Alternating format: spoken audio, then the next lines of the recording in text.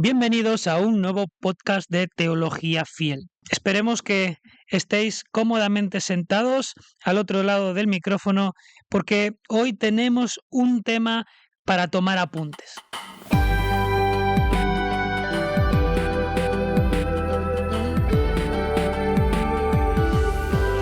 Y es que el tema que vamos a traer hoy no lo voy a presentar yo, directamente se lo ha preparado Camilo la presentación, así yo hablo un poco menos y escucháis más a mis acompañantes, que por otro lado ya creo que hemos confirmado que el grupo ha crecido porque hoy me acompañan Camilo Romero, Sergio Hueso y Jonathan García y un servidor. Estamos los cuatro más nuestro técnico de sonido, Ander. Muchas gracias, Ander, por tu trabajo. Pero sin más voy a dejar a Camilo que él introduzca el tema que vamos a ver hoy.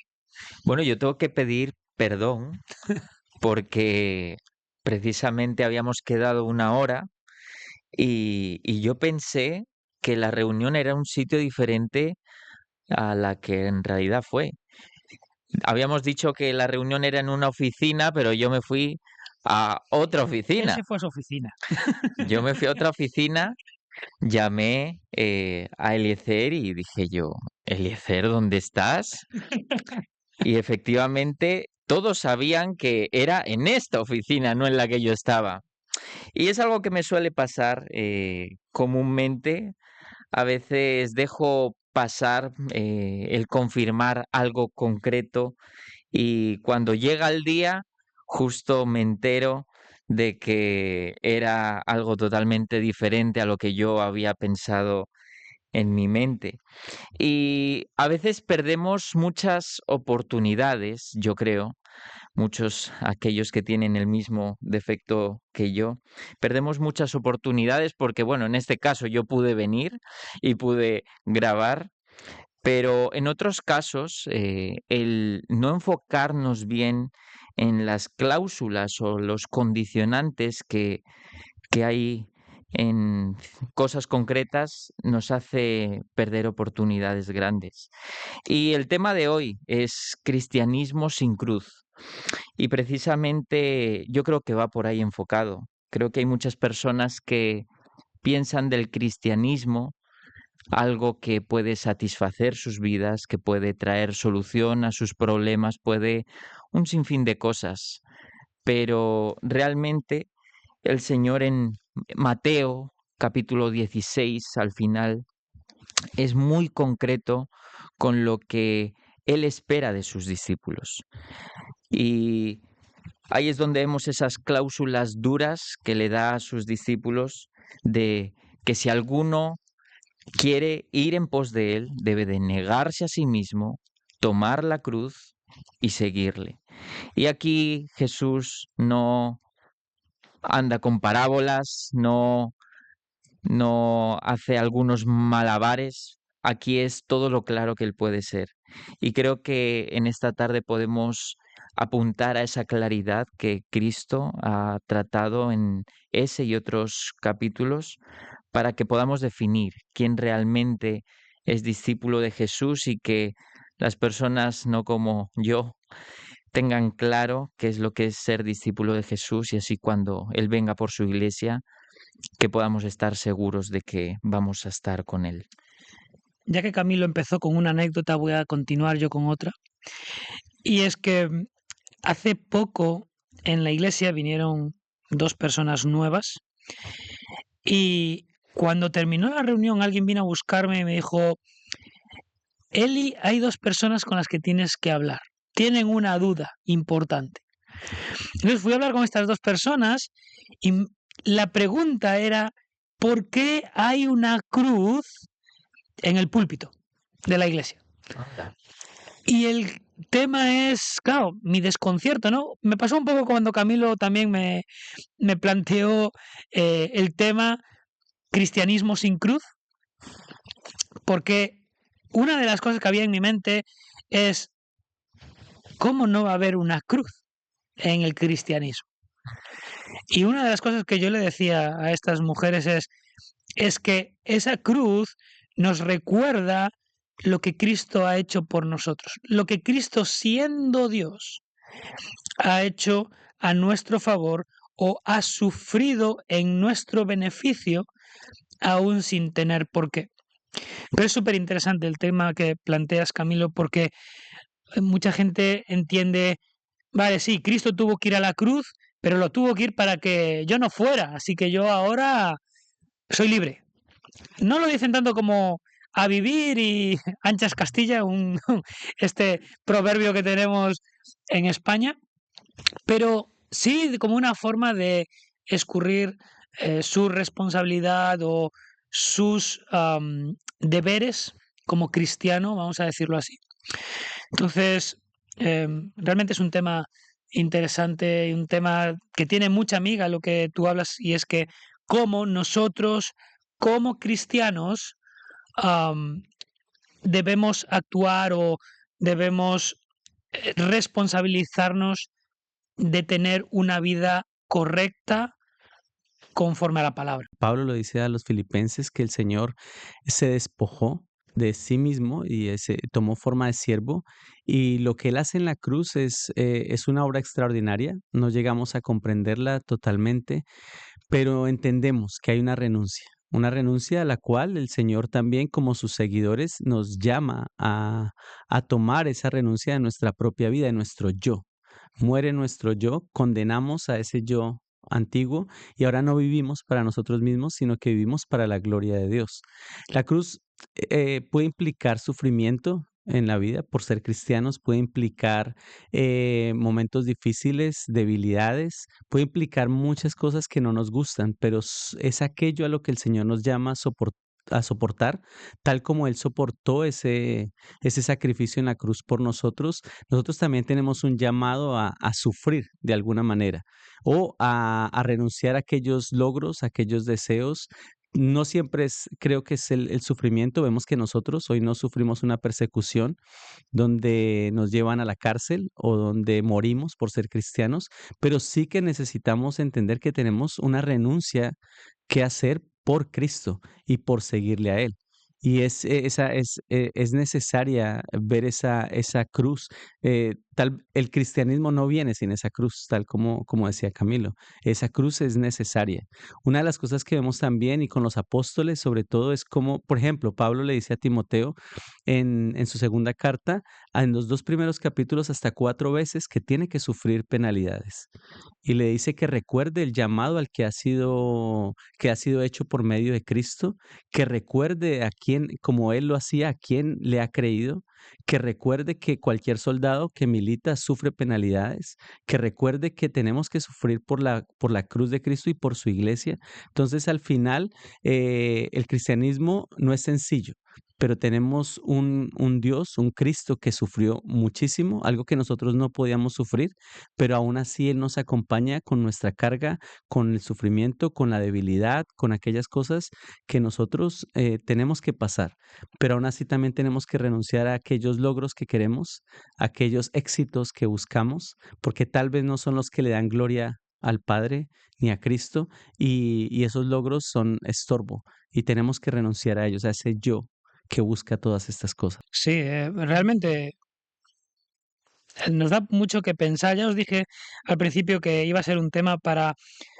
tomar notas, pero quisiera hacerle una pregunta a Jonathan, ya que él todavía no ha intervenido, y es que, ¿qué puede llegar a pensar una persona que se dice cristiano para vivir su vida sin mirar a la cruz? ¿Qué puedo llegar a pensar? ¿O qué puede pasar por su mente?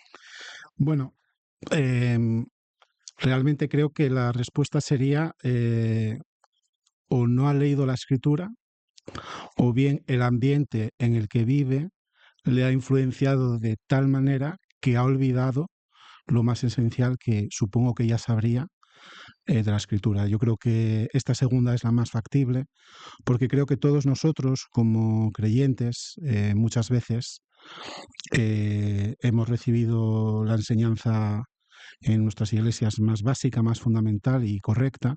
Bueno, de hecho, permíteme interrumpirte un Sí, segundo. Ah, quizá la pregunta la planteé sobre la persona, pero si miramos a nuestro alrededor, hay un montón de iglesias que no ponen el foco sobre la cruz de Cristo. Por Algunas la supuesto, ponen sobre el exacto. dinero, algunas la ponen sobre el bienestar físico, social, etcétera.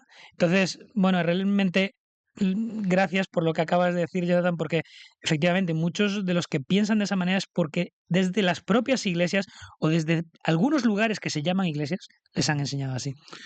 Sin duda, creo que este es un mal personal y un mal colectivo. Estaba pensando en el texto de Primera de Corintios 1:17, donde en la iglesia de Corinto se habían ya también enfrentado o lidiado con esta situación, ¿no? Dice ahí que el apóstol Pablo que no me envió Cristo a bautizar, sino a evangelizar, no con sabiduría de palabras. ¿Para qué? Para que no se haga vana, para que no se haga vacía, superflua, o como queráis decirlo, la cruz de Cristo, ¿no? ¿Qué vemos aquí? Vemos una iglesia que ha cogido un elemento y ha sustituido la cruz, el lugar central de la cruz, por otro elemento que no es que sea malo, porque el apóstol Pablo luego va a desarrollar el argumento de las dos sabidurías, ¿no? La sabiduría de este mundo, que desde luego sí es mala, pero también hay una sabiduría que procede de lo alto, la cual es buena y la cual buscamos todos, ¿no? Sin embargo, ellos habían desplazado la sabiduría, o por sabiduría, en este sentido se entiende que en este contexto es una sabiduría humana, por la centralidad de la cruz. Entonces ese es un problema que tuvieron las iglesias antes, lo tienen ahora y lo tendrán. Hay iglesias que han sustituido la cruz por un crucifijo, y siempre me gusta hacer esta distinción, porque no es lo mismo una cruz que un crucifijo. Es una idea simbólica, sacramental, o como queráis llamarla, pero tú puedes tener una cruz o puedes llevar una cruz colgada en el pecho, un crucifijo, mejor Pero dicho. explícanos eso. Entonces, ¿a qué te refieres con cruz y con crucifijo? Vale, la cruz en la escritura siempre va a ser el elemento de tortura donde el Señor Jesucristo pagó por nuestros pecados. Y el crucifijo es como el juguetito que los hombres hemos inventado para recordarlo. Muchas veces nos quedamos como un niño absortos en el juguetito, en el cochecito, sin sacarnos el carnet de conducir y entrar en un verdadero coche. Entonces, muchas veces los creyentes hacen camisetas con cruces, crucifijos, cruces por aquí, cruces por allá, o crucifijos por aquí y por allá. Y el elemento que ponía Sergio sobre la mesa, y es que el Señor nos ha dicho que el discipulado, en el centro del discipulado, en el centro de la vida del creyente, está la cruz. Y que sin cruz no hay cristianismo, sin cruz no hay discipulado. Dice Lucas, capítulo 9:23, 9:27, 14:27, perdón. Y el que no lleva su cruz y viene en pos de mí, no puede ser mi discípulo. No es que el discípulo se le enseñe a la cruz, es que si no hay cruz, no hay discípulo. Entonces, yo creo que es el elemento fundamental sobre el que tú preguntas, ¿no? Es una verdad sencilla, es una verdad que sabemos, pero es una verdad que han sabido todos los creyentes a lo largo de la historia y todas las iglesias, y que de una o de otra manera nos vamos deslizando, nos vamos entreteniendo con juguetitos y desplazamos la centralidad del mensaje de la cruz, que es entrega hasta donde Dios quiera. Y si Dios quiere que esa entrega te lleve hasta la muerte, también. Es interesante el capítulo con el que introdujimos este tema, ver ese contexto, ¿verdad? Estamos en Cesarea de Filipo, estamos en aquel momento donde en este lugar lleno de paganismo hay muchas dudas sobre quién es Jesús, hay muchas versiones de Jesús. Jesús quizás es Juan el Bautista, quizás es Elías, quizás es este, quizás el otro. También vemos en el Evangelio que muchos creían efectivamente que Jesús era el Mesías, pero no creían que era el Mesías según la palabra de Dios. Y precisamente aquí es donde, en esta gran confesión de que tú eres el Cristo, el Hijo del Dios viviente, donde gira todo. Y ahí es donde Jesús no solamente dice, sí, efectivamente, esto te lo reveló el Padre, esto es palabra de Dios, pero no solamente eso, sino que a continuación les dice cuál va a ser el papel del Mesías. El papel del Mesías no es el que vosotros pensáis. Vosotros esperáis un líder político, vosotros esperáis a alguien que quizás derroque a Roma o entre en el templo y reconstruya todo o restaure Israel. Y obviamente todos querían estar en las filas de ese Mesías victorioso que iba a arrasar con todo. Pero después de eso es cuando Cristo dice, bueno, el Hijo del Hombre va a padecer. Y además va a padecer principalmente de parte de su mismo pueblo, que tanto Oh, supuestamente... sorpresa. Exactamente. Ahí es donde ese castillo de naipes que se estaban haciendo ellos se le desmorona delante de ellos. Y yo creo que a día de hoy pasa eso. Y de hecho, hay algo muy curioso, que realmente eso es lo que Judas no puede soportar. Ujú. Y por el que al caérsele ese castillo de naipes, él se echa para atrás y se vende, en este caso, al mejor postor. Sí, y además, precisamente, eso es lo que vemos mucho a día de hoy en aquellos que tienen ese cristianismo sin cruz. Sí, yo quiero recibir las bendiciones de Dios, pero no quiero seguirle. Yo quiero escuchar las alabanzas, levantar mis manos y obtener quizás un beneficio dentro de la comunidad de la iglesia, pero yo no quiero sufrir, no quiero padecer por él. Quizás en el contexto de iglesia yo estoy cómodo, yo estoy aparentando ser algo que no soy, pero fuera no quiero tomar mi cruz, no quiero sacrificar mi vida, mi yo, mi pecado por, por seguir a Jesús. Y eso es, según este texto, la mayor de las desgracias que una persona puede tener, pensar que es creyente, pensar que es discípulo de Jesús y que al final no lo sea. Ahora, yendo por la línea que decías, Camilo, es verdad que cuando predicamos el Evangelio, hacemos un llamado al arrepentimiento, un llamado a un cambio de vida que, que en ciertas ocasiones no gusta porque hay una renuncia.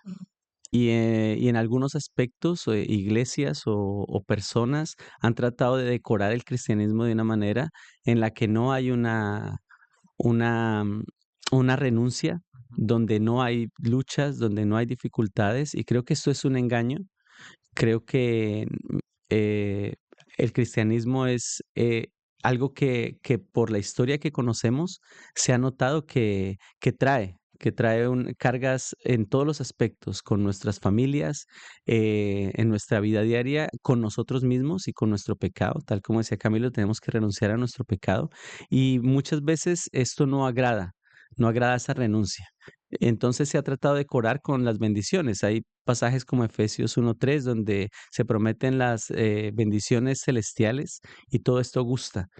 Pero también tenemos que recordar, y me viene a la mente el pasaje de Filipenses, donde Pablo le dice a los filipenses, le dice, a vosotros se os ha concedido creer en Cristo, pero también padecer por Él, a causa de Él. Entonces, tenemos que recordar que el cristianismo va unido a la voluntad de Cristo y es nuestra obligación seguirle, obedeciéndole, seguir sus pisadas, y Él ya hizo digamos que el trabajo más grande que fue salvarnos. Ahora nuestro trabajo es darle gloria solamente a Él y poner nuestros ojos en Él, enfocarnos en Él. Me gustaría terminar este podcast leyendo 1 Corintios 1:18, que dice, porque la palabra de la cruz es locura a los que se pierden, pero a los que se salvan, esto es, a nosotros, es poder de Dios. Y a veces enseñamos este texto haciendo el hincapié en la cruz, ¿ves? La cruz es locura a los que se pierden, pero el versículo no habla de la cruz, sino de la palabra de la cruz. Y la palabra de la cruz nos habla de un compromiso integral del cristiano con Cristo. Cristo no fue a la cruz simplemente para que tú seas salvo, sino para que tú seas llamado hijo de Dios, para que tú tengas un compromiso y una relación con Él como un padre con un hijo. Y un hijo se tiene que someter a su padre. Un hijo, o mejor dicho, el padre debe recibir honor del hijo en tanto y cuanto le debe obedecer y le debe el honor de su sustento que él recibe, etcétera. Entonces, iba a terminar aquí, pero justo Camilo me está haciendo una señal de déjame decir una cosa más. Así que vamos a dejar que termine él este podcast y ya luego cerramos. Muy brevemente, me gustaría que los oyentes no se vayan de este podcast pensando en esto como algo negativo. No, no, no. El negarnos a nosotros mismos, el tomar nuestra cruz, el seguir a Jesús es lo más positivo que te puede ocurrir. Es decir, el que nosotros obtengamos la gracia de seguir a Jesús es dejar aquella vida de pecado que nos está atormentando, que nos está esclavizando. Pienso en los pecados que pueda haber en una persona donde no hay satisfacción, donde no hay nada que pueda llenar la vida de la persona. Cristo vino a llenar el corazón de las personas. Cristo es capaz de hacer plena la vida de las personas. Yo soy el camino, la verdad y la vida, y este llamamiento a seguir a Jesús es un llamamiento también a experimentar esa vida. A la final, irónicamente, para experimentar esa vida, incluso aquí no tenemos que esperar al cielo o cuando pasemos después de morir, sino que aquí mismo experimentamos claramente a Jesús, experimentamos su gracia, experimentamos cómo nos limpia y sobre todo tenemos la grandísima e inexplicable esperanza de que pase lo que pase, todo lo que pueda acontecer en este lugar, todo lo que nos pueda acontecer en nuestro entorno. Nosotros personalmente pienso enfermedades, problemas, tenemos la esperanza de que Cristo ya ganó y de que Cristo ya resucitó. Y esa es la mayor de la esperanza de aquellos que toman esas cláusulas de Jesús. Así que quiero que pensemos en esto como algo totalmente positivo. Amén. ¿Lo digo yo solo o también los demás? ¿Están de acuerdo con Camilo? Amén también. Bueno, hermanos, con esto nos despedimos. Muchas gracias por compartir este tiempo. Querido oyente, gracias por estar escuchando al otro lado del micrófono. Esperemos que también haya sido reconfortante para ti, que también haya sido de edificación. Así que nos despedimos aquí y esperamos verte la semana que viene. Que el Señor os bendiga.